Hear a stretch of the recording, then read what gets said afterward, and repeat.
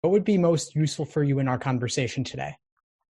So I've started with my personal statement. I am having a little bit of issues because when I started the process of the law school application, I was under the impression from some advice I received from another gentleman who said that pretty much community college classes don't matter and that I can just go in with my university credits. And with that, I have a 3.8, and I have about 10 years worth of community college, grades that at, the time before I even knew I wanted to even become a lawyer, I didn't take school as seriously. So I'm pretty much I started my statement as a 3.8 student and trying to use that as a way of expressing, the leadership qualities that I have and stuff like that.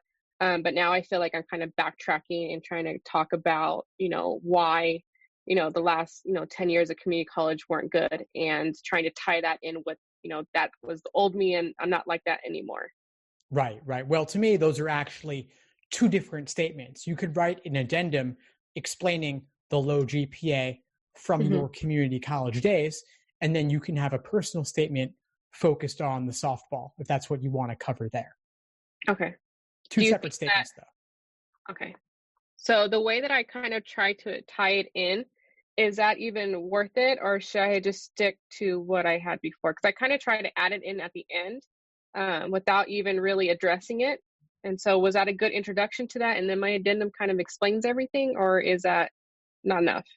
I don't think you need to tie it into your personal statement. You don't need to spend so much of your application talking about it.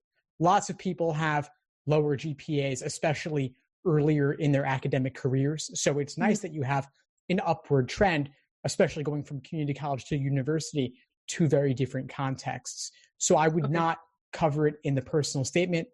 Leave it for an addendum and be very concise about it there.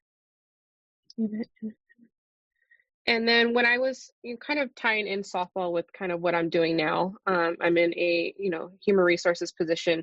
Should I go more into depth on what I do here? Because I do work for a nonprofit. I do handle more of the legalities of human resources, like the employment relations stuff. Should I tie that more in, or should I just leave what I have now? I actually have a different recommendation altogether, which is that Okay. You don't cover any of that other stuff. Have one major focus for your personal statement. You start off with the softball.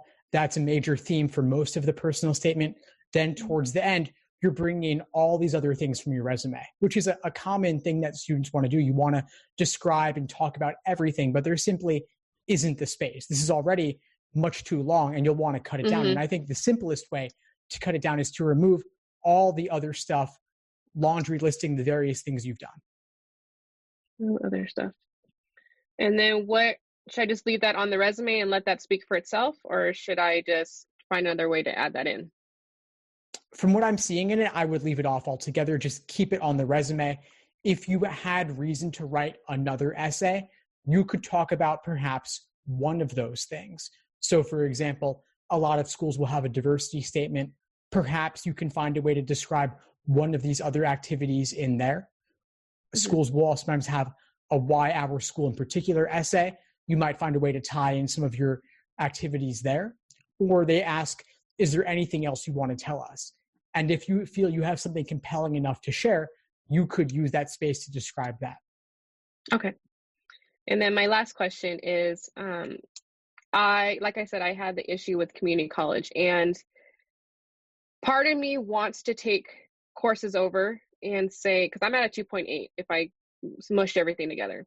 So part of me is saying, go and take some units over for the next semester and try to get easy classes that you can get an A in to bring that up to a 3.0, or is that not even worth it and I should just spend the time studying for the Lsat? I'm going to say the Lsat. Okay. So you don't think it even matters that there's a lot of low grades on there?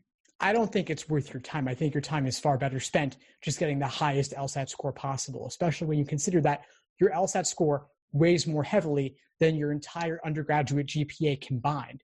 So what's really going to move the needle for you is getting your Lsat up even just a couple points more. That's what I thought. Okay. Thank you so much. I really do appreciate your time. My pleasure. Any other questions for today?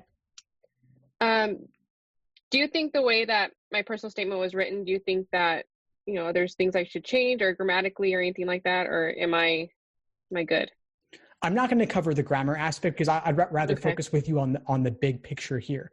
Okay. One thing I would suggest is, rather than describing your story chronologically, I would suggest instead starting with a specific moment in time. Really make this more of a story, make it more of a narrative rather than chronology. You're 9 years old, you're 16 years old, you're progressing in age and in your athletic career. I think the best stories start with a good hook. So there's a particular moment in time where you face an obstacle or a triumph and how you handle it and what you learn from it. And then zoom out and talk about the bigger picture. Okay. Thank you so much. I appreciate it. My pleasure. Before we sign off, what would you say is the biggest insight you got from our call today? Honestly, just a lot of questions that I've been kind of, a lot of people that are trying to do this whole law school thing is that they go to boards and they go to different people trying to get information, and it's kind of not backed up with any type of science or anything like that. I've been on like Reddit and stuff like that trying to get these certain questions asked, but you're asking a bunch of people that are going through the same thing you are. And so hearing it from you, I know I've watched a lot of your videos. I know that you know what you're talking about, and I do respect your opinion. And I really do think that the questions that I had towards my personal statement and returning to school just to take those classes over really does mean a lot. Awesome. Glad to help. Please keep in touch and let me know if I can help in any ways you move forward. Okay. Thank you so much. Thanks for tuning into the show. Please subscribe if you haven't done so already to be notified of new episodes as I release them. And feel free to reach out if you need anything at all as you move forward with your prep. I'm happy to help however I can. In the meantime, I'll wish you all the best and take care.